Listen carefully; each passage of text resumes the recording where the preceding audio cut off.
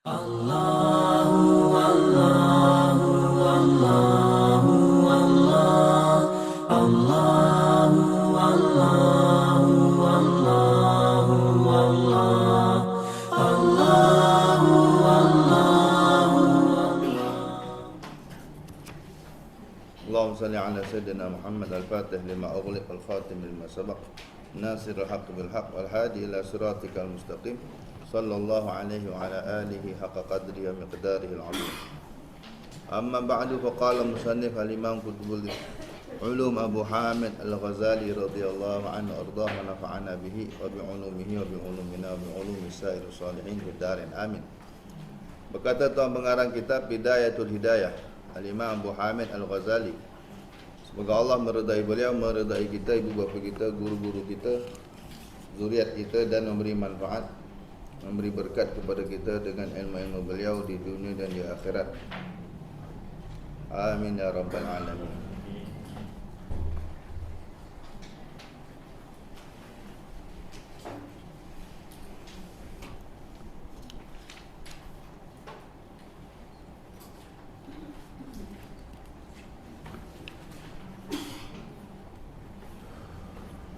Dari kitab Bidayatul Hidayah,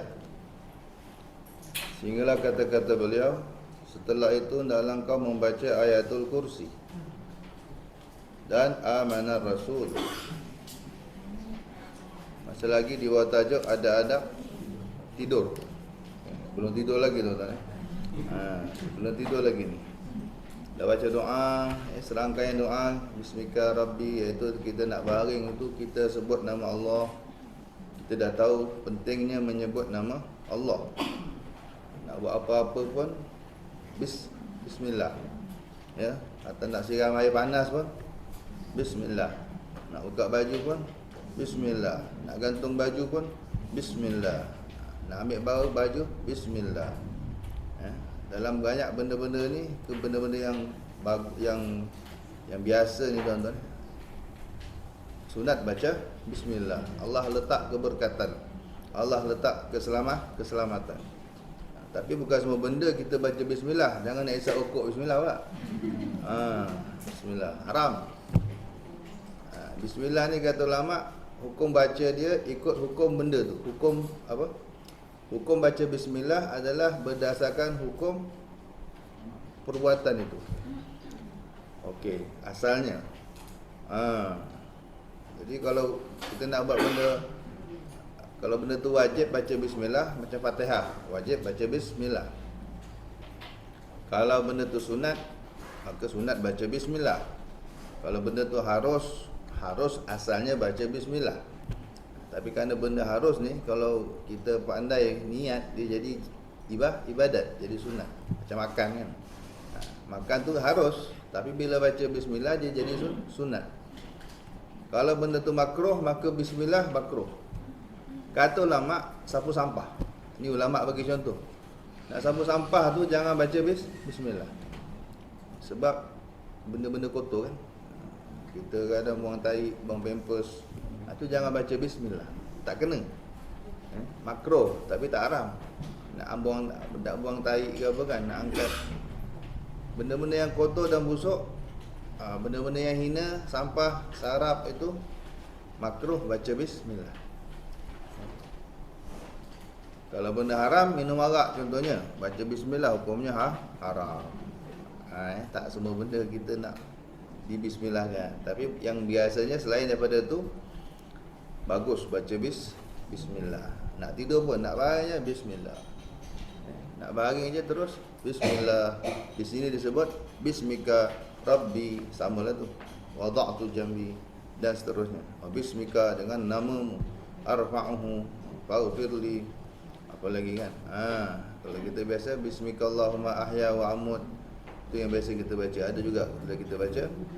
Kemudian kita minta Allah kejutkan kita. Ya Allah, kejutkan aku pada sebaik-baik masa kepadamu.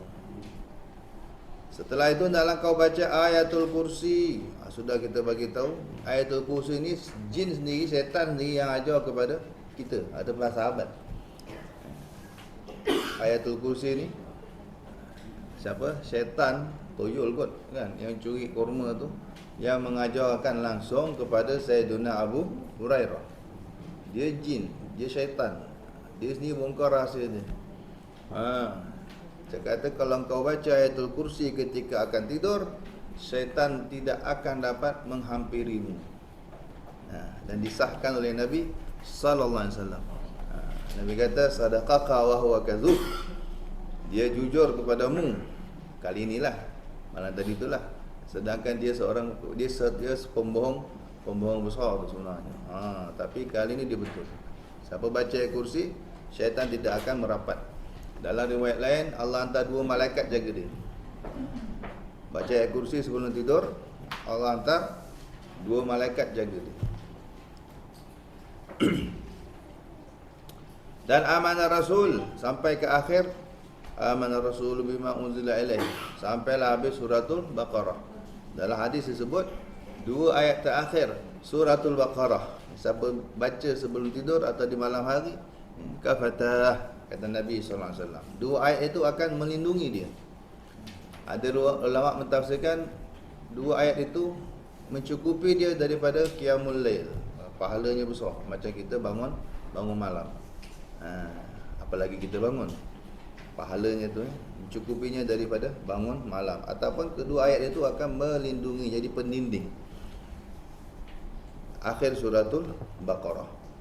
Dan surah Al-Ikhlas, Qul huwallahu ahad, dan surah Al-Falaq, Qul a'udzu birabbil falaq, dan surah An-Nas, dan surah Al-Muluk.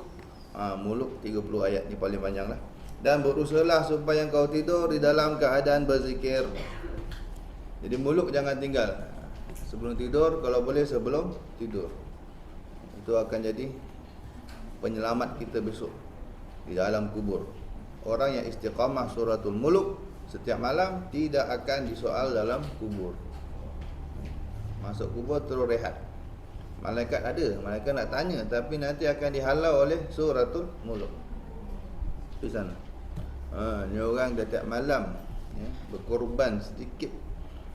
Dia berkorban senggang mata, ngantuk-ngantuk pun dia baca aku kan. Ni hari biar dia tidur. Biar jadi tidur. Kau nak tanya sana, pergi. Dihalau. Ni suratul Muluk kalamullah. Malaikat terpaksa akur. Malaikat nak pukul, apalagi kita hafal tuan-tuan. Kalau kita hafal suratul Muluk lagi hebat. Bila malaikat nak pukul, kau pukul lah. Kau pukul dia, berarti kau pukul aku. Aku ada dalam dia. Aduh, malaikat pening. Macam mana ni? Rapor ke Allah. Ya Allah, aku nak pukul dia ni kan. Tapi dia kata kau pukul dia macam kau pukul ayat kau ya Allah. Macam mana ni? Kata Allah, betul lah. Apa dia cakap? Kau pukul dia, mana kau pukul Quran? Berani kau pukul Quran? Berani kau pukul ayat aku? Tak berani. Sudah, bagi rehat. Tu memang harapan besar Nabi Muhammad sallallahu alaihi wasallam. Salah sunnah ayatan fil Quran. Ada 30 ayat dalam Quran. Aku nak sangat ianya ada dalam hati-hati umat aku. Ini harapan. Kita kata permohonan, permintaan Nabi sallallahu alaihi wasallam. Nabi nak kita hafal surah Muluk. Cara nak hafal senang, baca setiap malam. Baca setiap malam, baca kuat-kuat tapi syaratnya. Jangan macam pelan-pelan. Lama-lama insya-Allah terhafal. Tuan-tuan baca, tengok setiap malam, cuba sekali tu jeling-jeling. Okey, sikit-sikit. Lama-lama nanti banyak jeling. Banyak. Sampailah tak tengok langsung. Tu kaedah dia. Hari-hari baca kuat-kuat. Sampai satu saat rasa-rasa dah sambil-sambil nak yang barang tu dah mulut berjalan, mata tak tengok sekejap, tapi tu baru tengok balik kan. Terus begitu sampailah langsung tak tengok. InsyaAllah terhafal. Itu kita nak, tu munjiah disebut, penyelamat dari azab kubur. Jadi kalau kita ziarah kubur pun bagus kita baca surah ni. Hadiahkan kepada ahli kubur. Pahalanya tu insya-Allah terangkat azab kuburnya. Dengan berkat suratul Muluk. Biasa kita baca Yasin. Boleh Yasin boleh. Tapi Yasin kan panjang. Kalau kan nak cepat sikit suratul Muluk atau dua-dua sekali. Yasin dan apa nama? Muluk bagus. Pengganti kepada Al-Mulk. ganti kepada Alu. Panjang nama 30 maaf. Confirm boleh mati tak apa ni lah. Setakat ni tak ada lah. Setakat itu dah boleh panik dah tu. 30 ayat. Tak apa, tak hafal tak apa baca. Baca. Yakin tak apa ni. Jangan sangka buruk dengan Tuhan. Sangka baik. Allah baik. Allah baik. Allah boleh beri orang hafal Quran ni, kadang-kadang tak masuk akal kita. Logik kita tak boleh terima. Allah kalau nak beri, kadang logik tak boleh terima. Sekejap, sekelip mata Allah nak bagi. Dekat Iraq tu ada dalam YouTube, tuan-tuan boleh tengok satu budak terkecak akal. Budak Down syndrome. Hafal Quran. Bapak dia pun terkejut. Cerita dia tu pada umur masa tu umur 5 tahun ke umur 7 tahun. Tapi akal macam budak umur 2 tahun. Dah 7 tahun, akal macam budak 2 tahun. Dia nak pergi sembahyang pun, padahal rumah dia dengan masjid seberang jalan je. Tapi bapak dia hari-hari kena pimpin dia bawa pergi masjid. Kerja dia bila sampai masjid, dia ke sembahyang pun kadang. Dia ikut orang sembahyang, lepas tu dia ambil Quran, dia cium. Kat Quran yang bersusun tu kan, dia ambil dia cium. Nampak surah Yasin, dia ambil dia cium. Betul letak balik. Itu kerja dia. Budak akal umur 2 tahun nak ajar apa kan, belajar mengaji pun rasa tak mungkin. Sehinggalah satu hari Jumaat khatib berkhutbah, khatib tu baca ayat Quran. Badan katalah a'udzubillahi minasyaitonir rajim, bismillahirrahmanirrahim, surah sekian. Dia lepas baca Quran dia sebut surah Al-Imran. Tiba-tiba budak tu kata Anita dengan pelat-pelat dia lah. Anita. Maksudnya Anisa. Ni betul kan? Apa? Khatib. Apa dia kata? Shh. Apa dia gigil gitu kan? Anita. Dia bila seorang tu lepas semayang bapak dia panggil nak marah. Kau apa dah cakap? Khutbah jangan cakap. Pasal kau bising. Itu khatib salah baca. Khatib salah sebut. Dia kata ayat tu surah Al-Imran contoh. Yang benar surah An-Nisa. Mana kau tahu? Tak dia baca. Apa dia ambil Quran cek. Ayat yang khatib tu. Betul. Surah An-Nisa. Wah. Bapak dia pun macam mana kau tahu? Saya hafal dia kata. Bapak dia terus tebuk test. Okey, baca surah ni sambung. Okey, baca juz ni sambung tu. Viral tu kan. Sampai menggemparkan Iraq masa tu. Ulama besar hafiz qari Iraq kumpul, semua datang nak test dia budak ni. Sekarang dah besar lah. Dalam YouTube saya tengok dah besar dah umur 20. Tapi macam gitulah.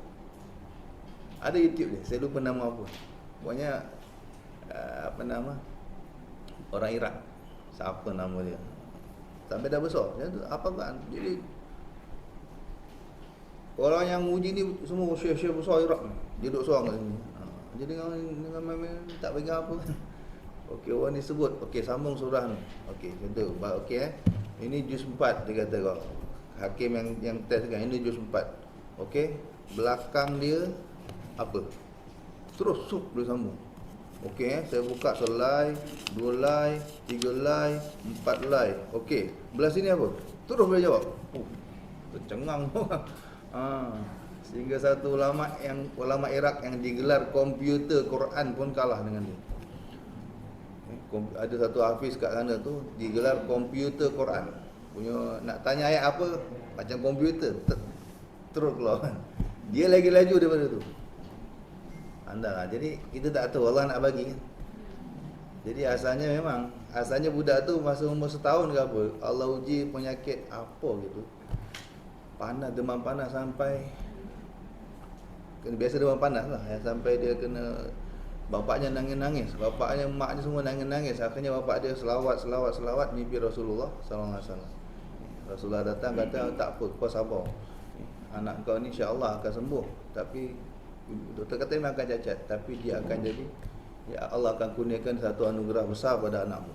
Dia tenang. Lepas mimpi Nabi itu, bapak dia tenang. Itu yang jadi. Akhirnya dia jadi hafiz Iraq yang antara yang mengagumkan dunia ni. Kita pun tak sangka orang nak bagi kan. Jadi jangan sangka buruk. Baca je dan hati moga-moga terhafal. Baca je moga-moga terhafal. Ramadan 2013. Baru belajar dah 2 dah. Tapi sekarang dia hafal selalu kaitan. Lagi hebat. Nampak tu. 2013 tak batal. Allah boleh buat. Dia hafal hari lewat. Kau sekarang nak mengaji 6 bulan boleh habis. Kalau mengaji 6 bulan setahun boleh pandai. Lepas tu baca je kan. Orang benda ni kalau suka kita boleh ingat. Yang suka tak suka je. Sesuatu yang kita suka sekali dengar je boleh ingat, confirm. Ya, lagu Hindustan tu tak faham pun, tapi kalau iramanya merdu, kita dengar sampai lalu terus apa nak balik dah bersiul orang kata. Sebab kita suka. Lagu-lagu baru dandut apa semua pelik-pelik ni kan. Lalu kita melintas dia terdengar tapi suka kan. Balik dah siul dah orang kata kan. Wah, sebab apa suka. Cinta. Suka tu dia kalau benci kau baca 1000 kali pun tak apa tak ingat. Kau tak suka kan. Jadi penting ada rasa suka, seronok tu. Ya Allah, hebatnya surah Muluk ni kan. Rasakan kehebatan suratul Muluk. Dan berusahalah supaya tidur di dalam keadaan berzikir. Sambil zikir Allah Allah Allah ke selawat ke tuan-tuan.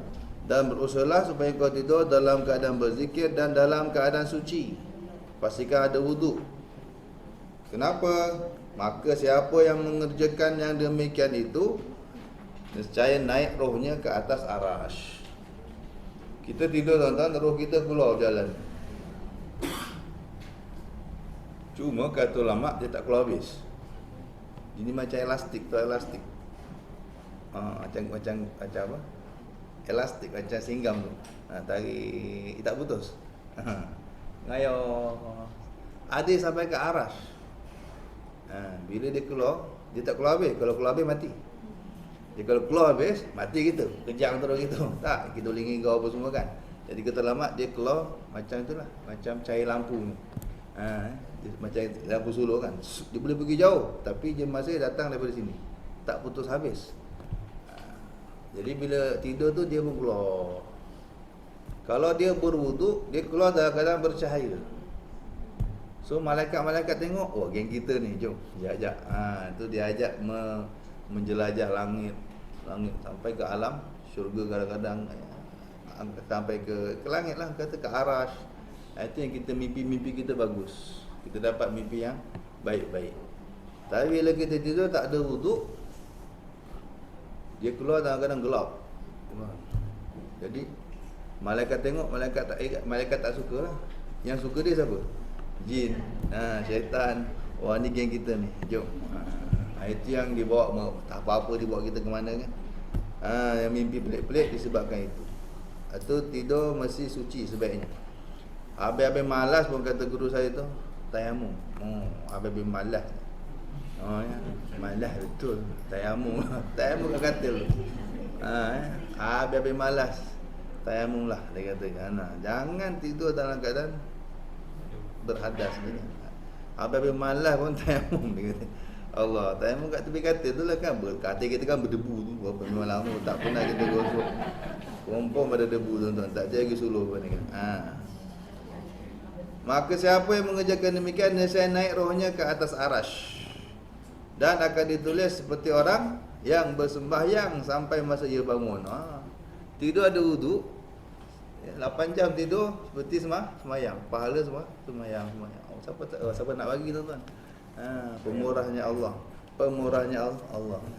Tidur ada wuduk je, modal ada wuduk je. 10 jam tidur, 8 jam tidur, 5 jam tidur, dicatat sedang sembahyang sampailah dia bangun. Ada lagi riwayat malaikat tidur satu selimut dengan dia. Ada riwayat malaikat tidur satu selimut. Maknanya dia dalam jagaan malaikat. Sihir tak boleh rapat, jembalang setan jin semua tak boleh rapat. Bahkan binatang pun, hatta semut pun tak boleh masuk. Kalau betul-betul semut pun tak boleh masuk telinga dia. Semua nak masuk malaikat nyentik. Nabi.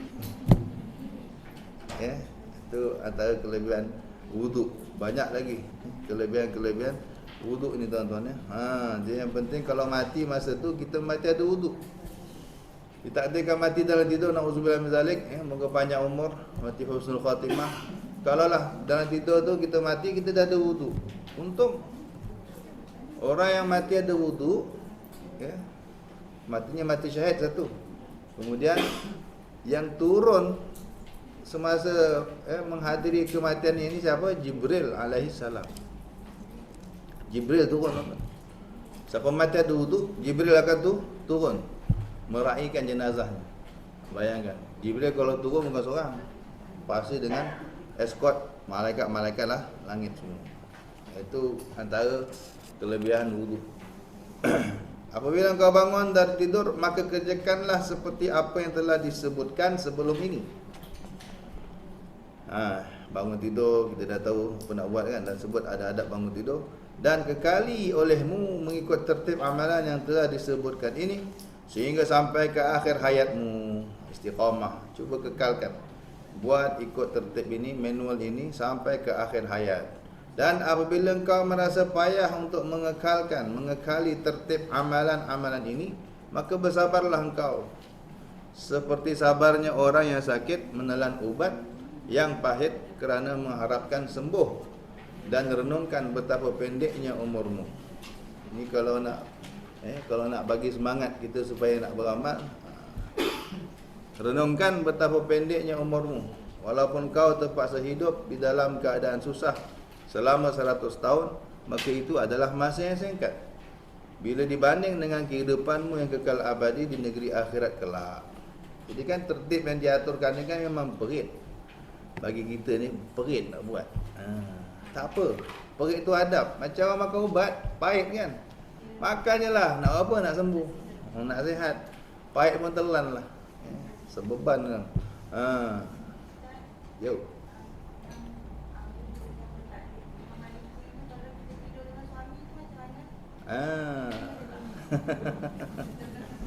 Saya bagus. Ini pun saya pernah tanya kat guru saya kan. Saya tanya guru saya, Bib, saya macam mana kalau bujang, memang masa bujang insya-Allah, tak ada masalah, kita tidur seorang-seorang, tak risau batal wuduk kan. Tak ada siapa nak membatalkan kita. Tapi bila kita suami isteri kan, mazhab kita lah, ni mazhab kita. Mazhab suami isteri kan, sentuh dah batal wuduk. Kata guru saya, tak apa, tak ada masalah, yang penting wuduk je. Wuduk je. Batal tak batal tu urusan kita. Ya, memang kita kata taklid lah. Maksudnya dalam bab ni kita taklid pendapat yang kata tak batal. Sebab mazhab lain semua tak batal tau, mazhab kita je. Mazhab kita. Dan dalam mazhab kita pun ada ulama kata tak batal. Tapi ingat, masa ni saja. Masa ni saja. Masa atas katil saja. Jangan masa lagi semayang buat gitu. Masa ni saja. Sama macam kita kat Kaabah. Sama macam kita tengah tawaf kan. Itu dibolehkan. Sebab tak payah nak elak. Takkan seorang nak tidur asing-asing suami isteri tak apa ke. Dia kata tetap wuduk. Lepas tu taklid. Niat ikut pendapat kata yang tak batal.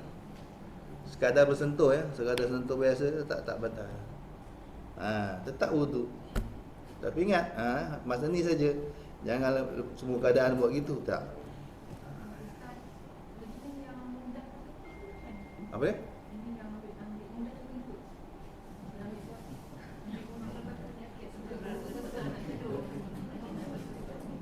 Wow.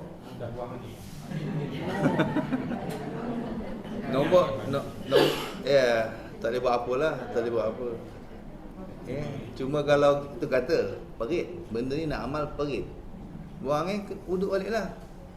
Buang lagi, uduk lagi lah. Buang lagi, uduk lagi lah. Sampai tertidur. Ini perit. Perit nak buat. Tapi itu yang ulama dulu buat. Ada ulama dulu gitu buat. Syekh Abdul Qadir Jalani yang selalu diceritakan tu. Syekh Abdul Qadir Jalani tu pernah satu malam tu sampai 20 kali ke apa. 20 kali kalau tak salah. Buat. Tak berani tidur dalam keadaan kotor. Wali tu gitu je. Berasa sungguh. Kita cerita pandai kan? Tak ada rasa pun. Tak ada rasa takut. Kita mati ni, tidur ni kan tak mati. Mati jumpa siapa? Jumpa Allah. Berani tak ada wuduk. Berani kotor. Tak berani lah. Kita kalau jumpa wali-wali pun biasa tak berani. Kalau saya lah, saya tak tahu tuan-tuan. Kalau kita dulu memang dia latih. Nak jumpa orang soleh, nak jumpa ulama besar ni, pastikan ada wuduk. Istighfar banyak-banyak kan. Kita ni kotor. Tak nak menyusahkan dia kan. Dengan bau dengan maksiat kita, apa yang dia nampak pelik-pelik kan. Kita itu makhluk, apalagi nak ngadap Allah. Jadi memperitlah walau terpaksa berulang kali. Tapi kalau kita lemah tak apalah, tak boleh buat apa. Yang penting kita dah niat, ya Allah, kalau aku tak sakit ni, kalau aku normal, aku dah confirm ada wudu. Niat gitu je lah. Moga Allah terima, Allah tahu. Ya aku tahu, aku tahu kau kalau sihat insya-Allah kau ada wudu. Jadi niat kita Allah tahu. Tapi kalau betul-betul orang dulu atas 10 kali pun 10 kali dia bolak-balik. Tu kata kalau payah nak wuduk, tayamum je lah. Allah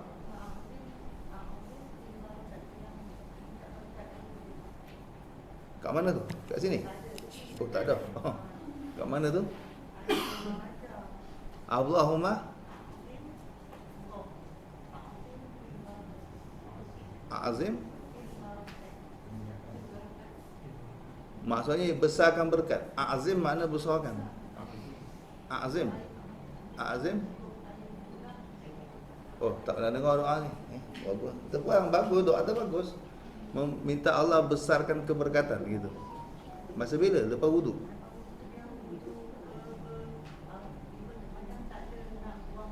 Oh, tu doa untuk jaga wudu, doa untuk kekal wudu. Oh, saya pun baru dengar ni. Bagus. Boleh menuntut dengan ni. Boleh ijazah. Dari segi saintifik. Yes. Saya tuan-tuan belajar saintifik. You massage tangan ni, angin keluar. Kami kita fikir, kalau kata kita ada masalah angin, boleh jadi apa keluar beliau itu boleh? boleh? Tak payah fikir. Boleh? Tak tahu lah. Oh gitu. Oh. Saya buat eksperimen. Oh. Ya betul lah. Memang orang yang selalu diuji buang angin ni memang dia ada urat yang dia tersentuh. Sebenarnya ada. Dia ada, jangan terpegang juga tu. Jangan keluar. Jadi itu memang betul boleh. Kalau kolam yang 2 kolam lah. Celup, goyang-goyang sikit. Goyang-goyang sikit sah. Kalau buka pipe tak tersentuh urat. Kalau buka pipe kita sentuh tak? Buka pipe gitu, tak payah gosok lah. Gosok ni yang kadang kita tersentuh urat tu, akhirnya dia jadi tak terkawal. Apa-apa pun berubat lah. Semua penyakit ada ubat ni. Berubat dulu. Kemudian kalau dah tak boleh juga, niat kita tu Allah tahu. Ya Allah, kalau aku sihat ni, aku ada wudu. Tapi aku dah ubat sekali, lepas tu aku tak mampu. Kau Maha tahu. InsyaAllah.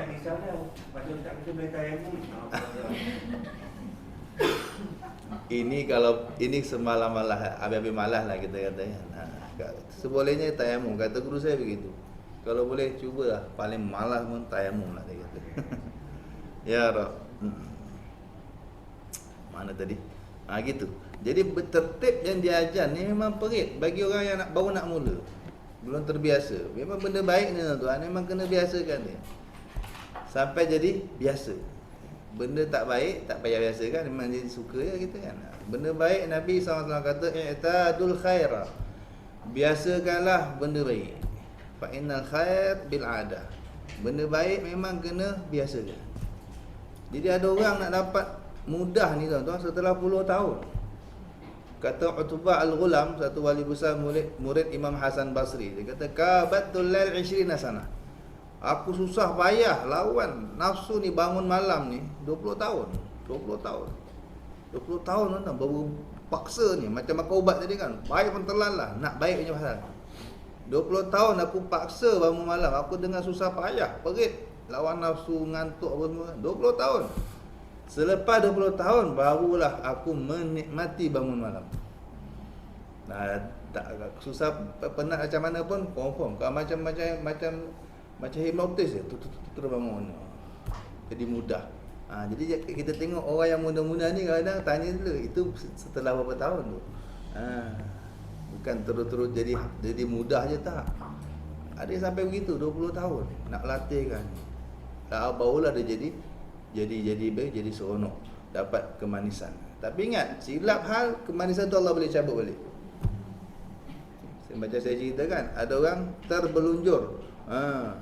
Tengah-tengah wirid, tengah-tengah malam satu wali wirid, lenguh, dia lenguh, terlupa dia lunjuk kaki ke arah kiblat. Dia kata apa? 20 tahun Allah cabut kemanisan ibadat daripada aku sebab dia lupa adab. Dia berlunjuk ke arah kiblat. Kalau ada adab yang kita tak buat tu, Allah cabut lagi pula kemanisan tu. Dah dapat, Allah dah beri, jaga. Allah dah beri kita manis ibadat, senang baca Quran. Ada orang senang hatai sejus senangnya. Ada orang hatai 2 juz senangnya. Ada orang hatai 10 juz senangnya. Kita yang hafal Quran pun kadang tak mampu, tak senang nak ngatamkan hatai 10 juz atau 1 juz sekalipun. Bahkan setengah juz pun kadang-kadang. Ini tak semua dapat. Jadi siapa yang Allah dah bagi, jaga. Jangan buat benda-benda yang Allah boleh cabut balik kemanisan itu. Antara yang pernah berlaku itu, satu wali Allah kan, Allah cabut kemanisan ibadah dia sebab dia lupa adab. Dia berlunjuk ke arah kiblat. Hati-hati itu. Allah cabut kemanisan. Ya saya. Amalan banyak amalan, kalau tak banyak amalan yang dikatakan sebelum tidur. Sekarang soalan saya, bila momen sebelum tidur tu mesti 2 terakhir pun nak baca semua gitu?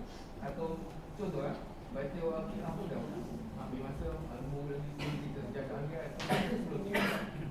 Jadi ada kita tunggu dulu contoh waktu 2 dan 3 tu atau Tak kisah. Tak kisah tuan-tuan, boleh. Contoh lepas isyak lah. Sebelum tidur macam ada orang dia amalkan muluk, waqiah apa semua dalam semayang. Semayang sunat witir contohnya kan, atau dia semayang sunat sebelum tidur, semayang sunat taubat contohnya. Ada orang dia amalkan semayang sunat taubat. baca dalam solat fardu boleh. Boleh saja, tak ada masalah. Isyak tu dah mula dah. Kalau kita main tidur lepas isyak. Hanya di amalan sebelum tidur. Nak buat semua atas katil pun boleh. Tak ada masalah. Boleh saja, yang penting malam. Cuma banyak riwayat sebelum tidur. Yang penting malam. Kalau tuan-tuan nak baca lepas maghrib pun boleh, tak ada masalah. Sebelum tidur juga tu. Sebelum tidur tu fleksibel, kata apa sebelum tidur. Mana maghrib tu dah kira sebelum tidur dah. Boleh dah. Kita baca pada maghrib, kita dah berwirid ni semua. Sampailah semua isyak, lepas tu kita terus tidur, dah masuk dah tu. Cuma kalau semua nak buat atas katil pun boleh, tak ada masalah.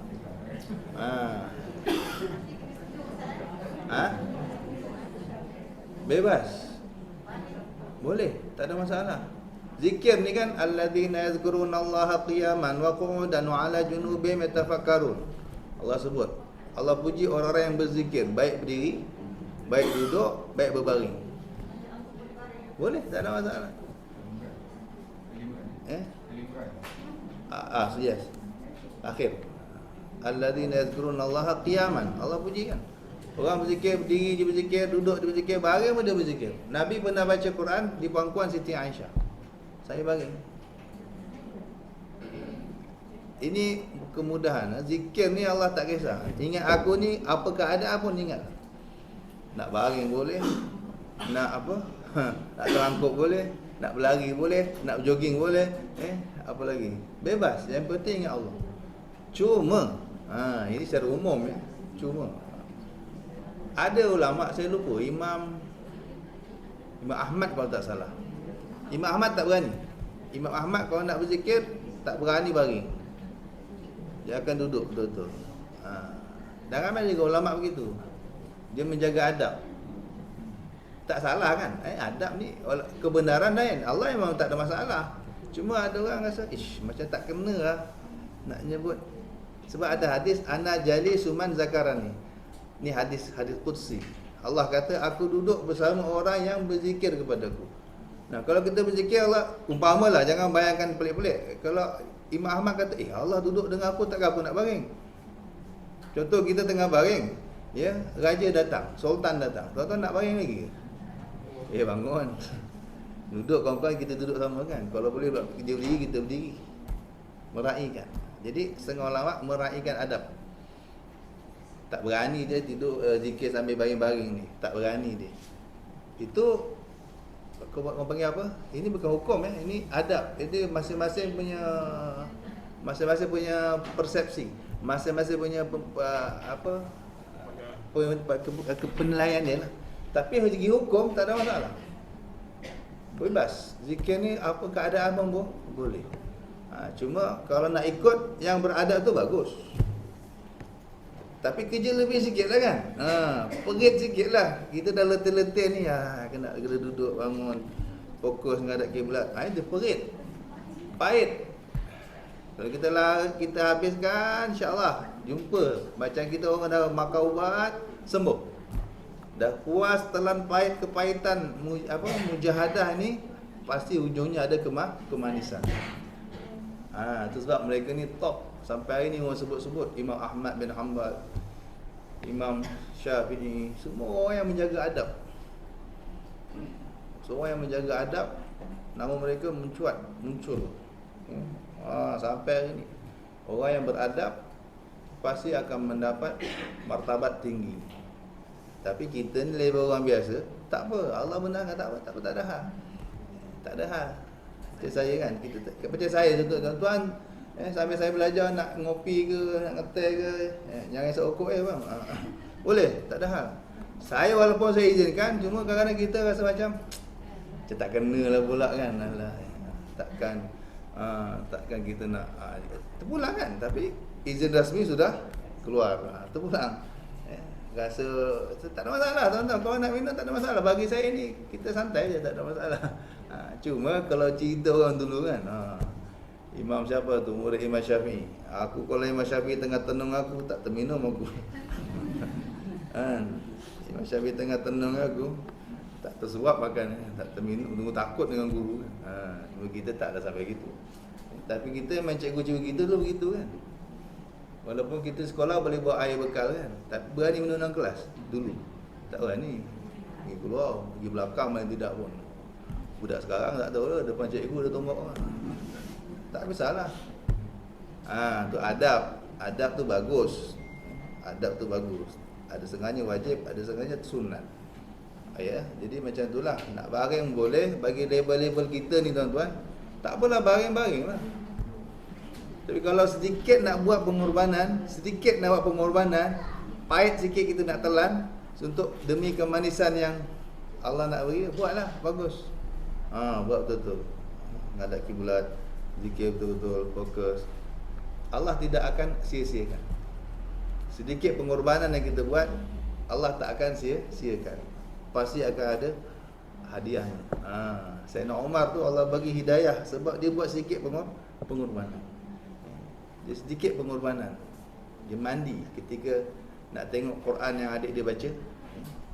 Adik kata, abang kotor, abang tak boleh sentuh kitab ni. Abang nak pegang, nak tengok apa saya baca ni, abang pergi mandi dulu. Sayyidina Umar boleh ikut tu dengan kahau-kahau dia kan. Okeylah aku mandi. Dia peturun sikit diri dia, korban sikit, dia pergi mandi. Dah bersih, okey, dah bersih, mana kitab kau baca tadi? Sedikit pengorbanan dia buat. Dia buka aja, boom, Allah bagi apa? Hidayah.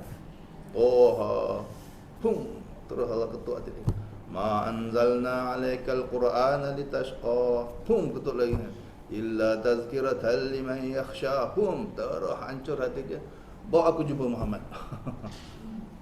Kadang-kadang bukan apa-apa, kerana sedikit pengorbanan dia buat tu. Orang belajar dengan adab, belajar dengan tak ada adab, atau orang berzikir dengan adab, atau berzikir yang kurang adab, beza kesannya, tak sama. Allah adil lah tuan. Allah adil. Orang yang zikir dengan jaga adab, menghadap kiblat, ada wudu, tutup aurat, takkan kesannya sama dengan orang yang zikir pakai singlet. Atau apa? Apa lagi kan, baring-baring. Tak sama tuan-tuan. Tak sama, confirm tak sama. Allah tengok ni korban dia lebih kan. Dia punya pengorbanan lebih, aku bagi lebih. Itulah rahsia dia. Habis. Okey, tak ada soalan? Sambung. Dia kata gitu. Memang perit lah. Tertib ni mula-mula nak buat memang perit. Lama-lama dah biasakan, terbiasa. Sampai dapat kemanisan. Kalau seorang-seorang solat, dia letak nama ni lah. Kalau poket handphone, Allah Akbar, Dia baca. boleh? Boleh? Saya baca nasihat tu, dia kata Boleh? Asyik baca cool je boring kan. Jadi nak barang Boleh, tak ada masalah. Cuma jaga pergerakan. pergerakan sifat dia. Jangan 3 kali berturut-turut. Tapi contoh orang lah kan orang nampak. Tak ada masalah, orang nampak suku hati dia lah, pandai dia lah. Dia nak marah apa, kita bukan buat jahat. Tak ada masalah. Cuma jaga pergerakan tu. Di tangan ni pergerakan berat. Dia tak boleh 3 kali berturut-turut, batal. Ambil. Nah, dua berturut tak apa. Lepas tu jeda sikit dalam 5 saat lah kita kata. Jeda tu mesti paling kurang 5 saat. Dah 5 saat, boleh gerak lagi. 2 lagi. Jeda lagi 5 saat. Baru dipanggil tidak berturut-turut. Ya, kalau tidak berturut-turut 1000 gerakan pun boleh. Tak ada masalah. Cuma kalau boleh sampai hafal lah, dah hafal tak perlu begitu. Sunnah Nabi kan tak pernah baca Quran dengan melihat. Nabi memang tak pernah baca kan. Semua hafalan Nabi dengan semua bacaan Quran Nabi dengan hafazan. Itu sunnah. Itu kita nak ikut sunnah. Kalau ikut sunnah pahalanya lain. Tapi tengok Quran pun ada pahala khas, pahala mata tu kan. Pahala mata, pahala pegang. Pun special juga. Ulama memang beza pendapat. Mana afdal ni, baca Quran dengan hafazan? Kita dah hafal Yasin contohnya. Malam Jumaat orang duk edarkan apa? Kita Yasin, dah hafal. 40 tahun baik pergi masjid malam Jumaat, takkan tak hafal Yasin. Orang bagi skip terus, bagi orang sebelah kan. Kita dah hafal kan. Sebab dia pegang pendapat baca Nabi SAW tak pernah baca Quran dengan menengok. Orang Nabi baca tengok, memang kata Nabi pandai baca lah. Nanti orang akan, wah memang Quran tu dia punya lah, dia yang buat. Allah nak nafikan semua tuduhan tu. Orang yang kau kata buta huruf tak erti apa, boleh bacakan ayat-ayat yang mengalahkan sastrawan. Sastra itu mukjizat. Jadi ulama beza pendapat, mana afdal? Baca dengan hafazan Quran ya, baca dengan hafazan atau baca dengan melihat mushaf. Ada ulama kata lebih afdal dengan melihat mushaf sebab pahalanya macam-macam. Mata dapat pahala dengan menengok kan. Tengok urut-urut Quran tu mata dapat apa? Pahala. Tangan dapat pahala memegang mushaf. Pahala ni gerak, selak ni semua pahala ni. Tangan kita jadi berkat, pegang mushaf, dapat pahala, memegang mushaf. Kalau dia jauh pergi ke arah tu, jalan tu dapat pahala ambil mushaf. Nampak tu?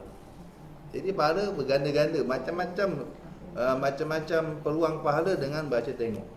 Kalau baca melihat, baca apa? Baca hafazan. Apa yang kita dapat? Mata tak tengok Quran.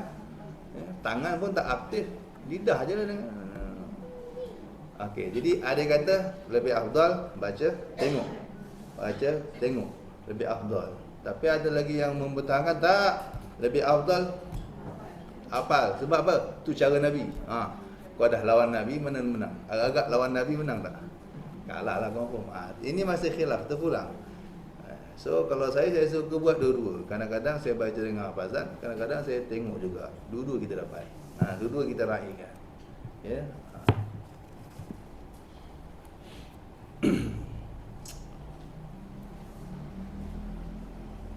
Jadi kalau kita rasa malas nak buat, nak ngadap keperitan itu, ya Allah malasnya nak buat adab tidurnya, ya Allah malasnya nak buat adab tidurnya, ya Allah malas. Kan biasa gitu.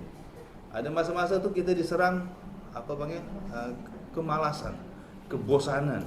Dalam ibadat pun kita ada kebosanan. Bukan kerja je. Kerja pun saya ni ceramah-ceramah ada bosan kadang. Bosannya ceramah ya, rasa nak macam niaga kan. Kadang-kadang ada tu. Kadang-kadang ada tu. Rasa macam nak jadi macam orang biasa je kan. Ada bosan tu. Ya Allah, semoga Allah selamatkan. Ada masa-masa pasang surut dipanggil dalam ibadat. Jadi yang penting tuan-tuan, bila kita kena semangat kembali. Bila rasa malas nak buat. Apa yang Imam Ghazali ajar, dia kata, beliau kata apa? Kau fikirkanlah. Dia kata, dalam keadaan dia kata renungkan. Betapa pendeknya umurmu. Kita ni tak lama pun. Atas dunia ni berapa lama lah kan? 40 tahun, 20 tahun, 50 tahun, 60 tahun, 80 tahun. Kau susah sekejap je dia kata. Tapi kau punya senang nanti abadan abada, selama-lamanya. Renungkan selalu. Betapa pendeknya umurmu. Walaupun kau terpaksa hidup di dalam keadaan susah selama 100 tahun, kalau sampai 100 tahun pun 100 tahun je, faham? Maka itu adalah masa yang singkat. 100 tahun kalau umur kita 100 tahun, itu pun singkat bila dibanding dengan kehidupanmu yang kekal abadi di negeri akhirat kelak. Tak ada apa kan? Sekejap je, sabar, sabar. Sekejap je. Telan ubat tu sekejap je, tu sahaja. Lepas tu dah relax. Sabar sekejap. Contoh begitu. Renung-renungkan. Dan kau fikirkan betapa kau boleh bersabar di dunia ini menahan derita dan kesusahan serta kehinaan berbulan-bulan, bahkan bertahun-tahun kerana hanya menghendaki kerehatan 20 tahun. Misalnya, maka betapa kau tidak sabar menahan sedikit kesusahan yang akan menghasilkan kebahagiaan yang abadi yang tiada ada kesudahannya itu. Bak kata orang tua, berakit-rakit ke hulu, berenang-renang ke tepian. Bersakit-sakit dahulu, bersenang-senang kemudian. Itu yang kita tanamkan, mak bapak kita tanamkan masa kita belajar dulu kan. Malas belajar, malas di sekolah kan. Susah-susah dulu. Ni susah ni, berjimat cermat supaya kau besok senang. Itu bab dunia kita sanggup berpuluh tahun kadang-kadang untuk senang, atau berbelas tahun susah untuk senang puluhan tahun. Ini kan akhirat. Fikir gitu. Alah, kejap je pun buat adab tidur ni paling sejam, paling sejam kita katakan. Baca muluk, baca tu, baca ni, sejam paling tinggi. Ataupun 20 minit lah kan. Lepas tu dah boleh tidur. Susah 20 minit je, tapi dia punya senang Allah abadan abada, selama-lamanya. Renung-renungkan begitu. Pujuk hati begitu. Macam kita lah, kalau saya nak usaha daripada mengajar ni, kita fikir-fikir, ya Allah, ruginya aku kalau tak mengajar ni. Satu huruf ibadah setahun. Satu huruf ibadah setahun. Kalau tuan-tuan balik, tuan-tuan amal, saya dah mati besok, pahala tu hantar ke kubur saya. Bodoh tak kalau saya berhenti mengajar? Bodoh lah saya kan. Kadang saya pujuk gitu lah. Rugi. Nabi itu muallim. Innama bu'istu mualliman. Aku dia diutus untuk mengajar. Saya ingat hadis tu. Semangat sikit lah. Semangat. Cuba kalau tak memang lemah. Lemah kalau tak, apalagi tuan-tuan kalau ngajar budak-budak kan. Degil-degil sakit kepala. Sakit kepala. Yang buat hal apa semua kan. Kalau tak betul-betul, ya Allah, tak pujuk hati ni, memang kita give up. Cek kerja lain lah sana. Buat kerja yang tak ngadap budak-budak kan. Tapi itulah ujian. Itu yang Allah puji. Ngajar budak-budak je lagi Allah suka. Sebab budak ni memang susah, tapi dia ni daripada dia lah jadi orang. Semua ulama daripada budak lah. Mana ada ulama tiba-tiba jadi ulama? Kita jadi hafiz pun sebab guru abata kita lah. Jadi hafiz Quran ni pun sebab guru alif betul kita. Kalau tak ada dia, tak jadi hafiz kita. Tapi itu yang paling berat tu, nak mahamkan kita alif bata sahaji mahfaz ni. Pahalanya paling besar sebenarnya. Itu yang patut kita hormat sebenarnya. Guru alif bata kita. Kalau mengaji belajar guru ABC kita tu, paling kita hormat. Sebab dia kita boleh jadi pandai macam-macam baca, kita boleh baca. Tapi itulah berat. Tapi kalau Allah mudahkan, jadi mudah. Dan jangan kau panjangkan angan-anganmu. Jangan panjang angan-anganmu. Nak tidur untuk berangan lagi. Besok apa nak buat? Besok apa nak beli? Nanti kau akan merasa malas dari berbuat ibadat. Putuskan angan-angan. Putuskan angan-angan. Jangan berangan kuat. Bahkan taklah kau fikirkan bahawa kematianmu itu sangat dekat sekali kepadamu. Nak tidur, nak pergi mati. Dan katakan di dalam hatimu, bersabarlah engkau hari ini. Mungkin kau akan mati pada malam nanti kan. Dan bersabarlah malam ini. Mungkin kau akan mati pada besok pagi. Kerana mati tidak datang pada masa yang tertentu dan dalam keadaan yang tertentu, dan ataupun pada umur yang tertentu. Kematian pasti akan datang. Oleh itu bersiap-siap untuk menghadapinya adalah satu kepastian pula, dan bersiap-siap untuk menghadapinya adalah lebih utama daripada bersiap-siap untuk mendapatkan kebahagiaan dunia.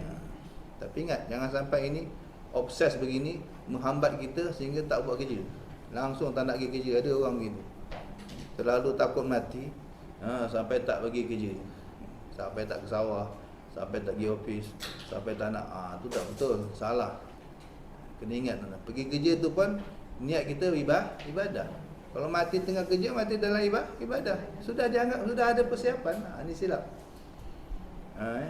Kita pergi ke laut, kita pergi ke ladang, kita buat kerja itu perintah Tuhan. Ibadat itu. So, apa nak takut? Apa nak takut kerja? Apa kerja kerana ibadat. Kalau aku mati masa tu, aku mati dalam ibadat. Husnul khatimah. Yang penting semua yang kita buat pastikan diniatkan ibadat. Apa yang kita buat pastikan sedang dalam ibadat. Hatta dengan makan sekalipun, macam mana makan kita nak dapat ibadat? Ikut sunnah. Makan, amalkan sunnah-sunnah Nabi ketika makan. Maka makan kita sedang ibadat. Mati tercekik waktu tu pun mati dalam ibadat. Ada ulama mati, ulama besar, Al-Imam Al-Auza'i mati dalam tandas, tuan-tuan. Su'ul khatimah ke tu? Mati buruk tak? Ketika ditemukan beliau dah tutup auratnya, mukanya menghadap kiblat. Tuan-tuan bayang, tak tahu mati mengejutkan, Allah alam kan. Tapi auratnya dah ditutup, duduk, auratnya dah ditutup, muka kita membayangkan sunat tidak menghadap kiblat, badan kita tidak menghadap kiblat. Kan? Kiblat mana sini? Kiblat kata sana kan. Kita buang air, kalau buat tandas, cuba buat tandas, jangan menghadap kiblat sebaiknya.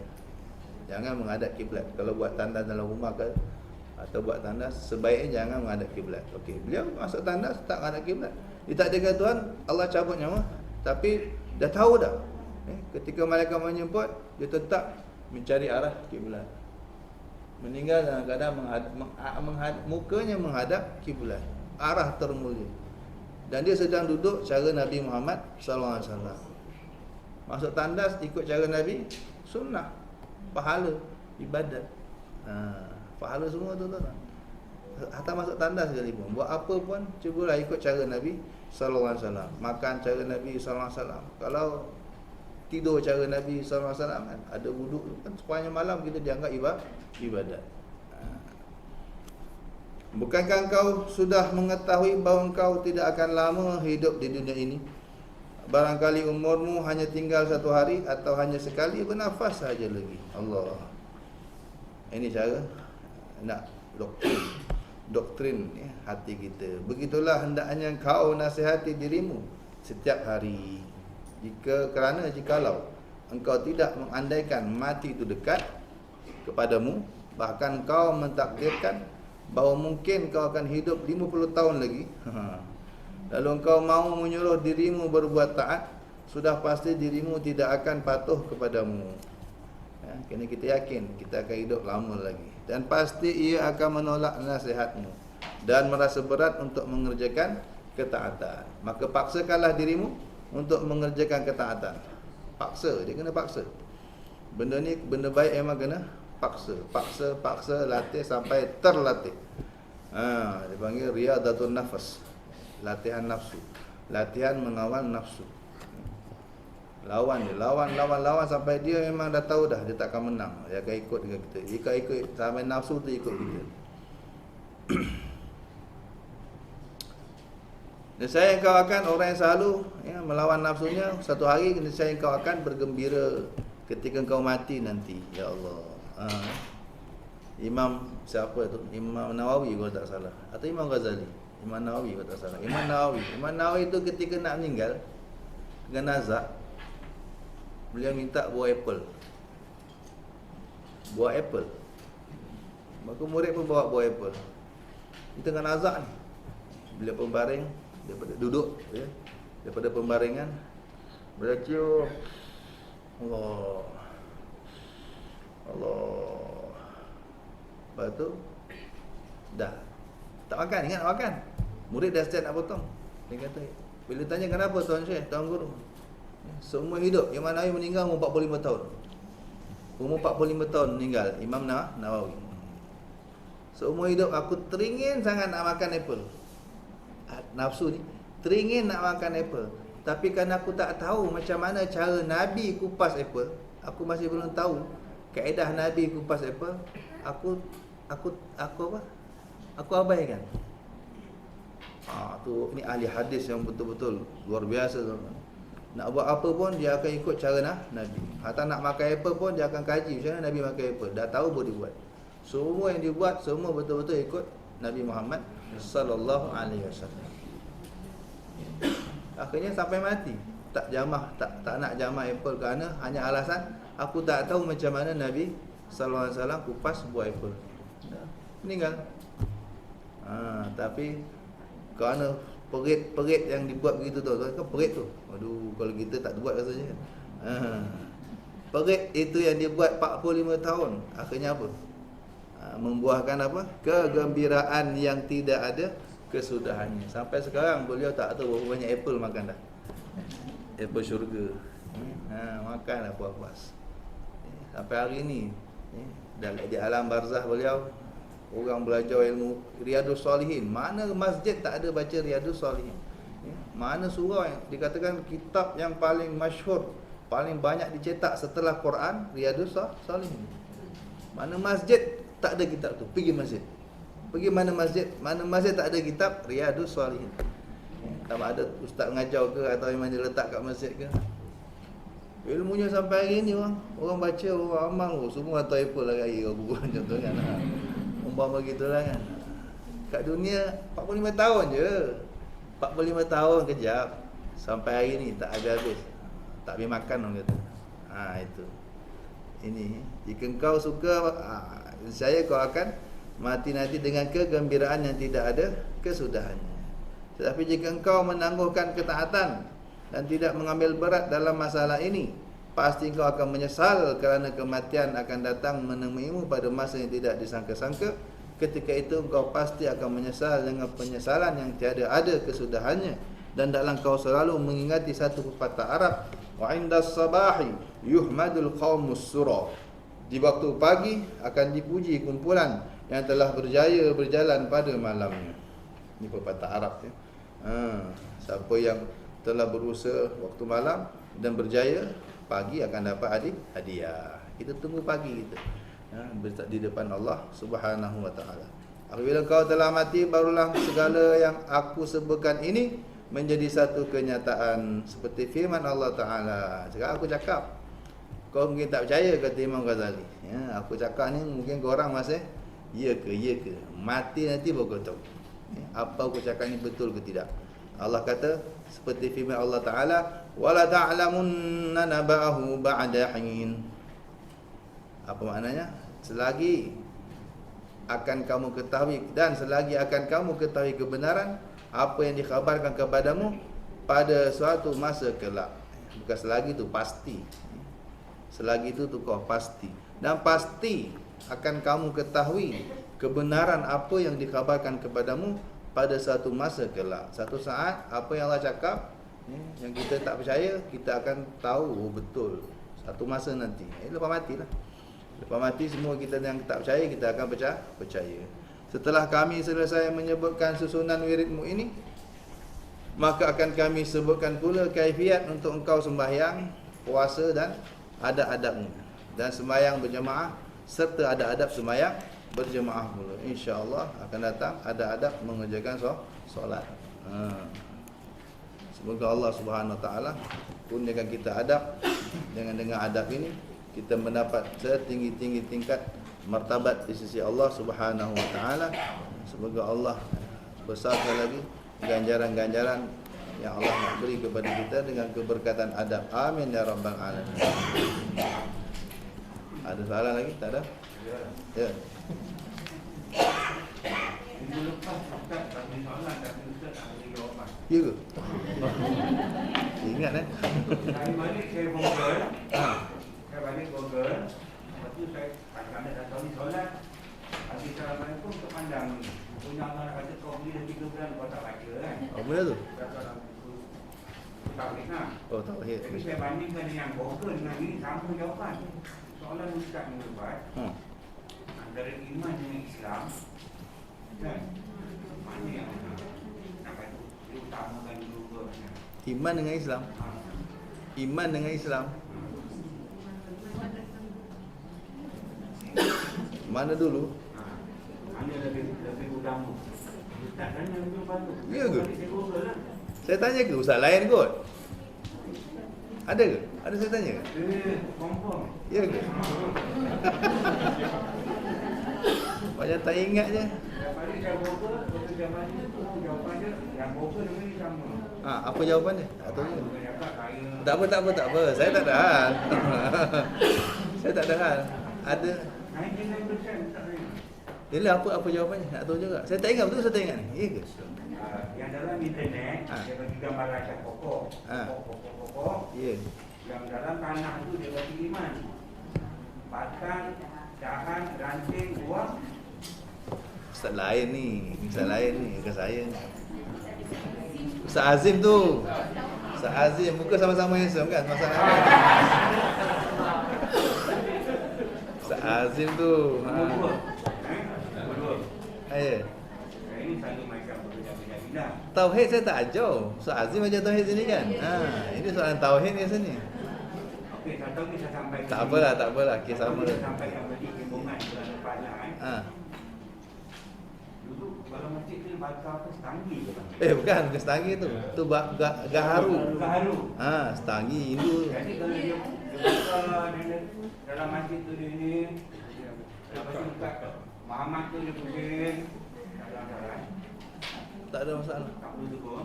Orang saya tak tegur lah, orang tak perlu tegur. Tak ada masalah. Sunnah sebenarnya sunnah. Boleh. Sunnah wangi-wangian. Wangian ni pertama sunnah lah. Ya. Cium wangian.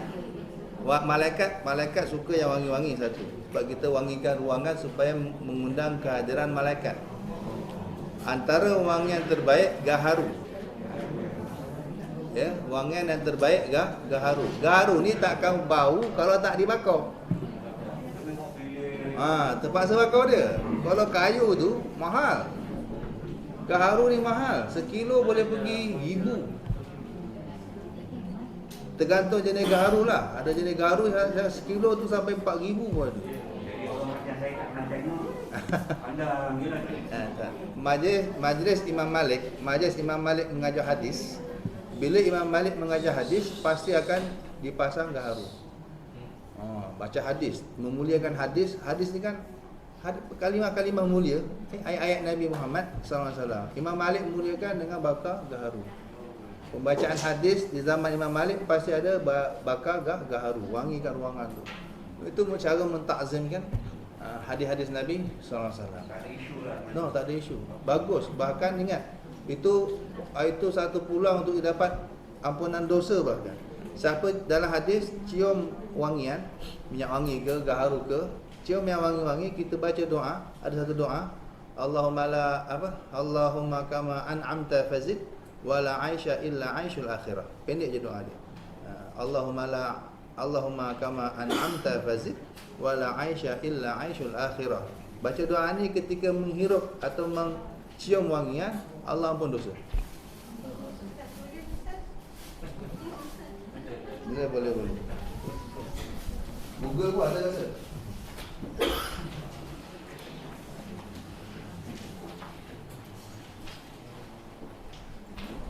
Ini doa ketika mencium wangian, minyak wangi ke, gaharu ke. Allahumma. Nampak ni. Alhamdulillah.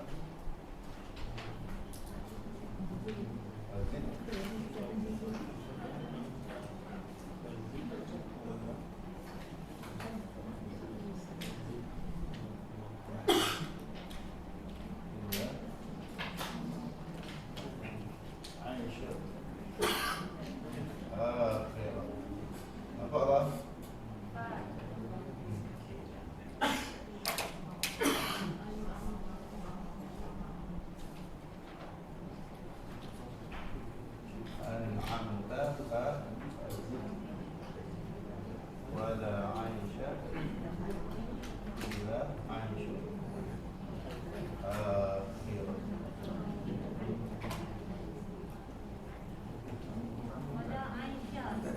Ya.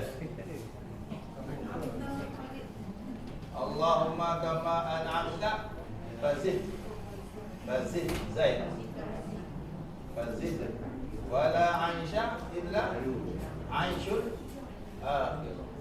Ya Allah, sebagaimana kau telah beri nikmat, maka tambahlah. Dan tiada kehidupan sebenar melainkan kehidupan akhirat.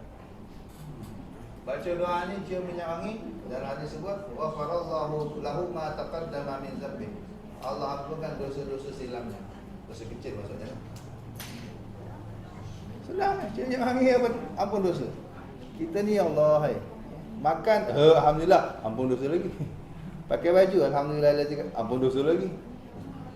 Banyak peluang-peluang Allah bagi untuk ampunkan dosa kita. Memang Allah tak nak seksa kita. Seolah kita kata Allah nak seksa aku, tidak. Banyak betul lah offer-offer yang dia bagi kan. So itu lain. Itu lain. Allahumma la aisha illa aishul akhirah faghfir lil ansari wal muhajirah. Itu lain. Itu masa Nabi gali parit ke buat Masjid Quba? Gali parit tu kan? Masa gali parit. Masa gali parit tengok sahabat letai lesu kan. Nabi nyanyi. Nabi apa? Semangatkan dengan bernasyid ramai-ramai. Itu sebab ulama-ulama kita bila ada majlis, ada nasyid, ada kasidah. Itu memang Nabi begitu. Kalau letih belajar kan, letih ceramah, penat kan, kita bernasyid sikit. Kita kasidah sikit untuk refresh semangat. Memang orang kena begitu, hiburan sikit segala-segala lah. Jangan sampai nasyid panjang kan, ngaji tidak.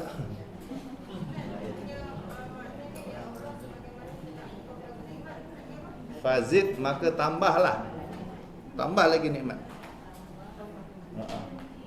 Wala Aisyah, tiada kehidupan sebenar illa aishul akhirah, kecuali kehidupan akhirat.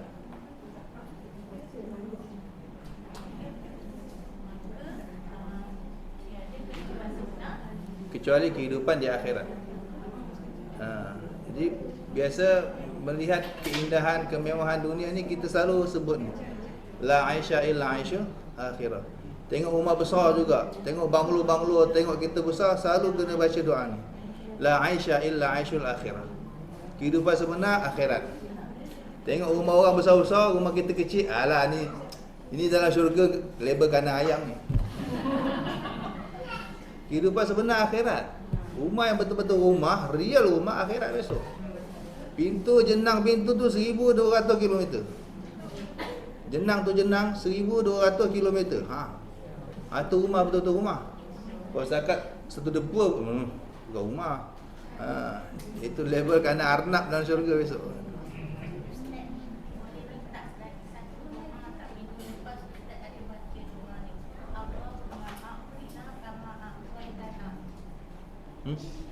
Ustaz lain ni.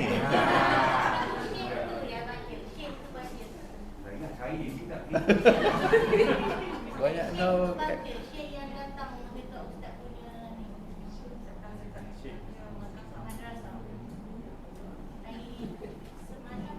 Apa doa dia?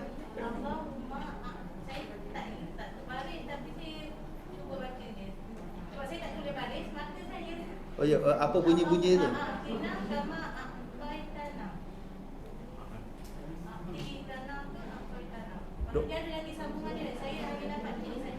Doa apa tu? Saya tak tahu, tapi saya dengar dia tengah baca. Saya nak suruh Ustaz sambung. Allahumma Dekat punggul dia.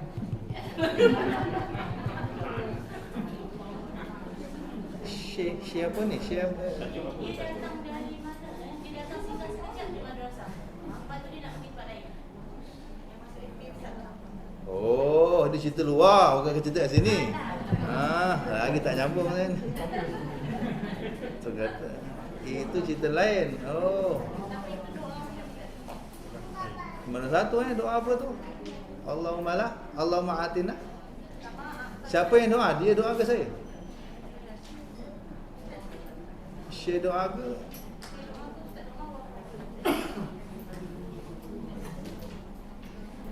Allahumma ighfir lana, tak ingat lah. Banyak doa tu, mana satu. Kena rujuk balik FB tu, kena rujuk balik. Saya tak ingat. Banyak doa tu. Ada doa khitam majlis masa tu. Dijazahkan doa penutup majlis. Allahumma ighfir lana. Apa saya pun tak ingat. Kena rujuk balik. Allahumma ighfir lana warhamna. Allahumma, saya pun lupa. Allahumma ighfir lana warhamna. Apalah gitu.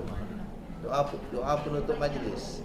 Biasa kita baca tu dah, subhanakallahumma bihamdika asyhadu an la ilaha illa anta astaghfiruka wa atubu ilaik. Dah tu dah. Dah tu lah. Dah habis. Insya-Allah tak ada insya-Allah. Kita kata cukup dulu. Ini dah snap Dah snap. Ini nama dia doa apa? Doa mencium wangian. Doa mencium wangian. Sama. Ketika memakai wangian. Sama lah tu. Doa ketika ada Google kan? Sama tak? Sama. Ke kurang sikit? Ada beza? Kan? Sama. Memakai wangian. Betul. Yang baris bawah tu betul. Sama Isa.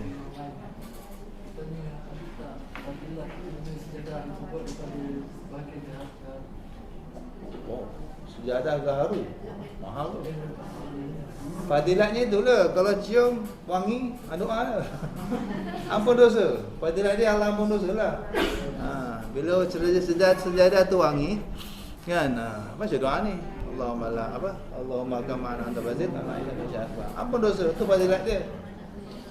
Ada tasbih dari kayu gaharu. Saya ada tasbih gaharu kan. Cium. Memang ni ada fadilat. Memang ada fadilat dia. Fadilat wangi lah. Wangi, cium, ampun dosa. Kadang memang kita tak pernah wangi lah. Masuk besin basuh, bubur fabrik. Wangi lah. Ya, ada lagi soalan? Online? Ulang.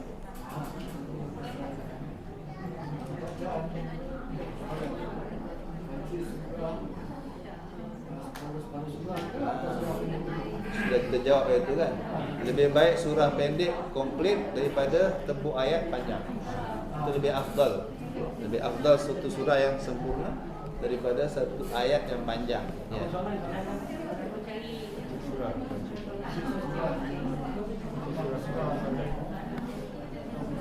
Ayat tebuk. Biasa ada orang baca ayat tebuk kan, tapi tak habis. Satu ayat panjang dalam sembahyang lebih afdal ataupun satu surah pendek sempurna. Mana lebih afdal dalam solat? Lebih afdal satu surah pendek sempurna daripada satu ayat panjang. Tak sempurna satu surah. Saya boleh, bukan tak boleh baca tebuk-tebuk gitu. Lebih baik surah pendek. Wadduha habis. Inna azana habis. Inna atayna habis. Daripada Yasin wal Quranil Hakim innaka laminal mursalin. Allahu akbar. Lebih afdal inna atayna. Daripada Yasin 3 ayat, baik baca inna atayna satu surah. Sama 3 ayatnya. Afdal inna atayna. Tapi tak salah. Habis dah online. InsyaAllah semoga Allah bagi manfaat, semoga kita dapat amal insyaAllah. Semoga Allah Subhanahu wa taala bagi manfaat. Rabbana fa'na bima 'allamtana rabbi 'allimna alladhi yanfa'una rabbi faqihna wa faqih ahlana wa qarabatin lana fi dinina ma'a al-qutri wa zakar sirril Fatihah. A'udzu billahi minasyaitonir rajim. Bismillahirrahmanirrahim. Alhamdulillahi rabbil alamin arrahmanir rahim maliki yaumiddin. Iyyaka na'budu wa iyyaka nasta'in. Ihdinas siratal mustaqim. Siratal ladzina an'amta 'alaihim ghairil maghdubi 'alaihim waladdallin. Amin. Subhanakallahumma wa bihamdika asyhadu an la ilaha illa anta astaghfiruka wa atubu ilaik. Assalamualaikum warahmatullahi wabarakatuh.